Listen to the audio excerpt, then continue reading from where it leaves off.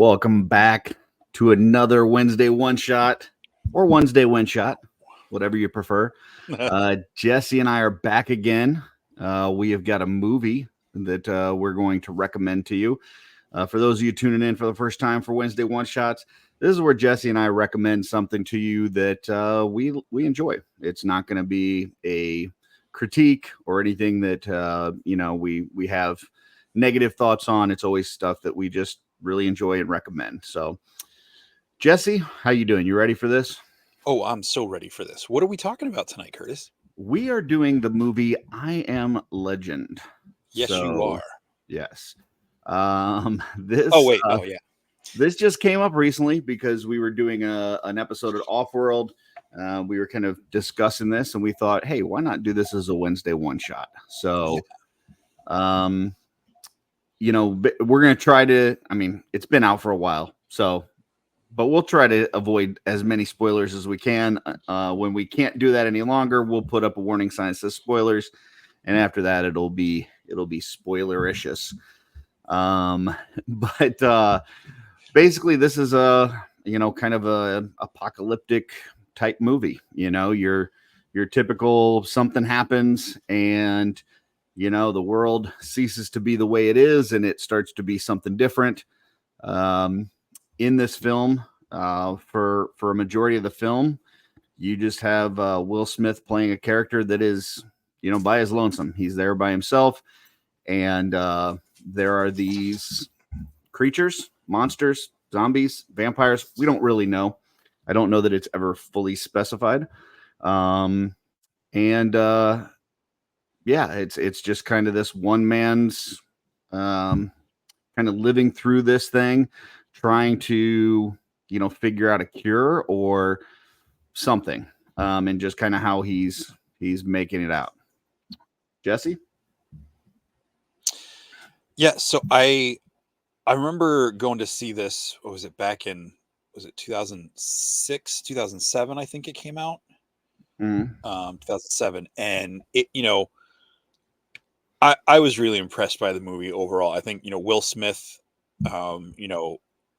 he's pretty much the only human on screen in the movie, and he does such a good job keeping you invested, keeping you interested, in what he's doing.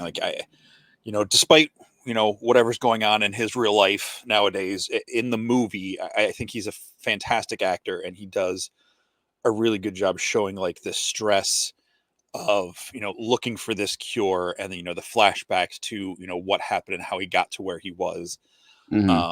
And, it's just, and this was before, I think it was before Walking Dead, the show, had even started. So this was kind of in not the forefront, because, apocalyptic, post-apocalyptic disaster movies have always been around, but, we hadn't been overburdened with them at that point. And I think it was really, interesting, the way they showed how he had stockpiled his food, his maps, how he was checking for stuff, and, on top of being a scientist and a medical person. I just thought, and it was directed by Francis Lawrence, who I know what is probably his biggest movie is probably The Hunger Games as a director, or at least in recent years. But I think it's a really incredible movie. Yeah, I mean, there's they do show some stuff that happens before the event that leads to this kind of apocalyptic era. So obviously there's some people in there. There's also a couple other people later in the movie. I don't know that that's a spoiler alert, but FYI.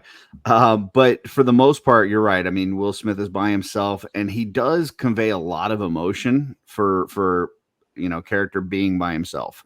I think he just does a really good job of showing you kind of, at some points he seems very kind of crazy, because you're isolated for that long, and you're going to have to find ways to cope.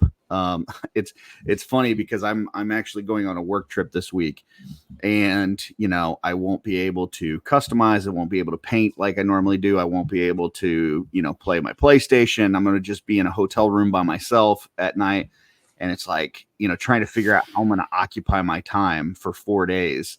And like this guy's spending years, without any other human interaction. And it's like, Mhm. just somehow getting by. So yeah, it's a very interesting take because a lot of your post-apocalyptic movies, it's usually like a group of people, or that kind of come together and they're facing these things down together. Where here it's just him, and for the most part, you don't even know if anybody else in the world survived or how he survived, if he's immune to this or what happened. Um, but somehow he's alive and we don't see anybody else for a majority of this movie. So, anything else before we throw up the spoilery stuff?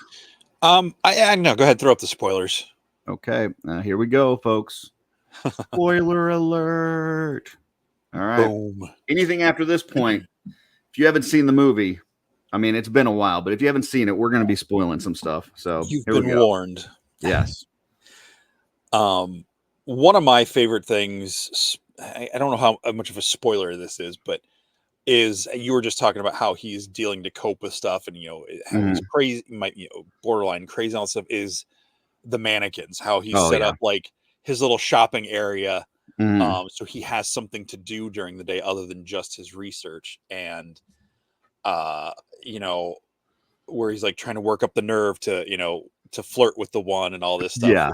It's just, because all he's got is his dog, Mhm. or his daughter's dog. And I think it also adds to, I think, to me, what was one of the scariest moments in the movie. This is the spoiler, is when he's walking like the road that leads to the library there Mhm. it's in New York City, and he sees one of the mannequins out in the street. Mhm. And the way it's shot, it's like, is that one of the mannequins, is that one of the creatures, like what is it? And just his reaction in that whole sequence He just starts is, yelling at it like yeah, like he's like, like it moved on its own, and yeah, yeah. he's like, Frank, if you're real, you got to let me know, because by now, he doesn't know if he's going crazy, like, Right. I just, he just such a good job. And like, just that the tension in that moment is so good. And Mhm. then what follows after, I think, is something you're going to want to talk about. But yeah, I just feel like, the way that scene plays out and what it leads to is some of the most impactful stuff in the entire movie. Yeah, because I mean, what that then leads to is these creatures actually set a trap for him. So these aren't your typical kind of mindless, like we see in some zombie movies and things like that. Like these things are kind of smart, and not only that, but they're fast, they're vicious. Um, this isn't like your Walking Dead kind of, what they call walkers, where they're just kind of moseying around. Like these things Mhm. are scary. They're scary and they're intelligent. So Which, if I can point out real yeah. quick, a lot of his research notes, he's been talking about how all normal human behavior is got. Like he's expressing through his stuff, like how basically just animal they are. Hmm. So like he's not even considering the possibility that this is something they could have done. Right. Yeah. And then it leads to a situation where his dog gets hurt. This is kind of where we started talking about this the other night, and so yeah, he loses his one connection to the human world and to his daughter and to his past. Um, and it's just heartbreaking because Mhm. at that point, then it's like, you know, man, he really doesn't have anything. I mean, that was like the last thing that he had.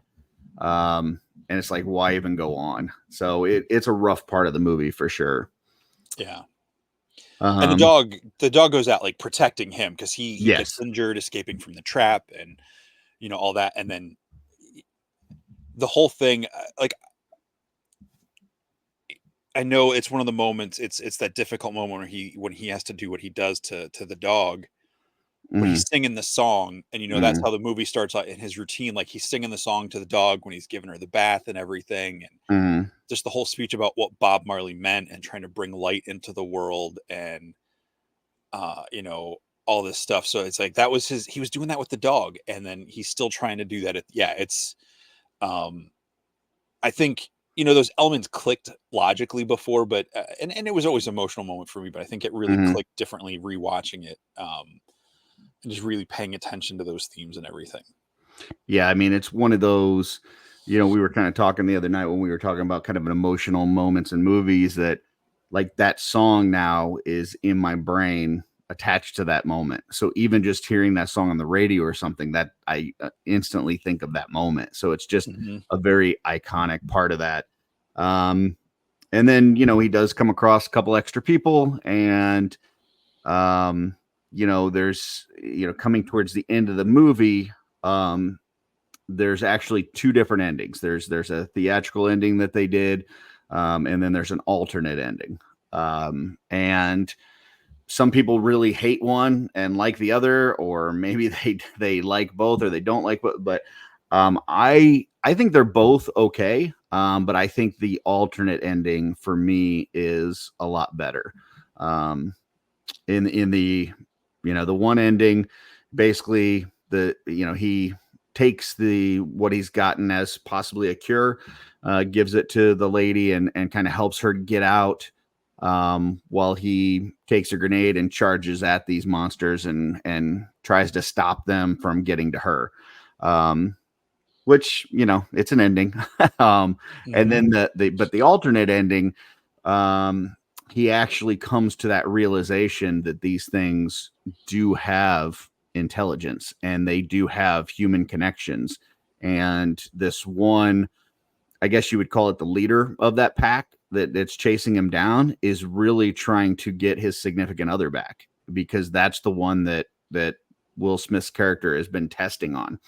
Um and so he gives her back to them, and they're not happy, but they end up leaving him alive, and they kind of go about their business.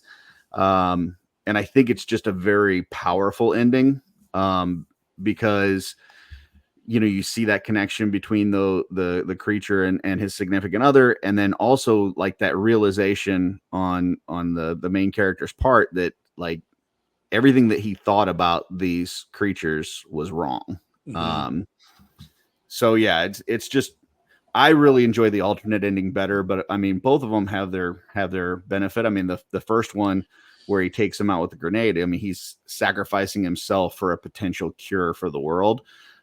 So there's some benefit to that as well, but I think I just prefer the alternate better.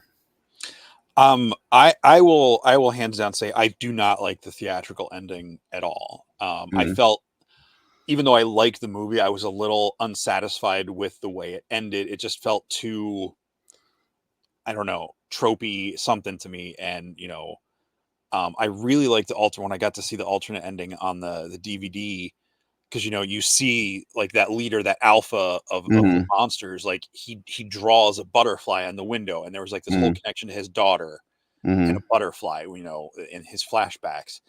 And I like that it connects to that, because then he realizes, oh, the woman he's experimenting on has the butterfly tattoo on the back of her shoulder. And in the theatrical version, he sees the tattoo on Anna, and Mhm. it's like, oh, give it to her, give it the same.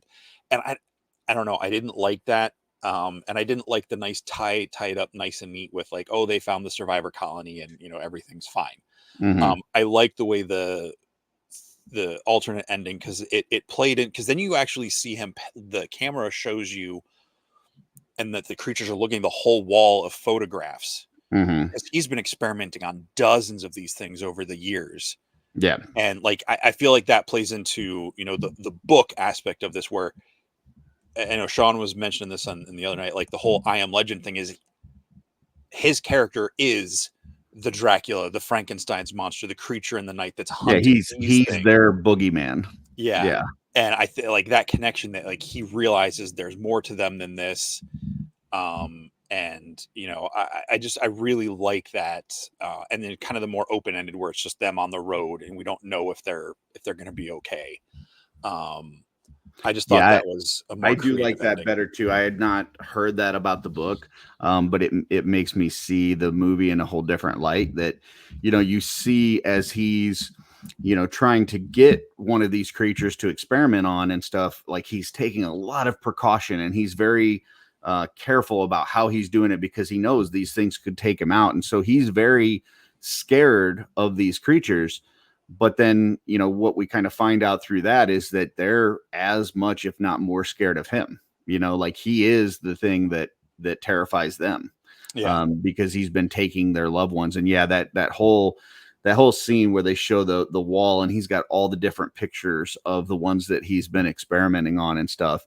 Yeah, it just really hits you when you realize that they actually are, intelligent beings. So, Yeah.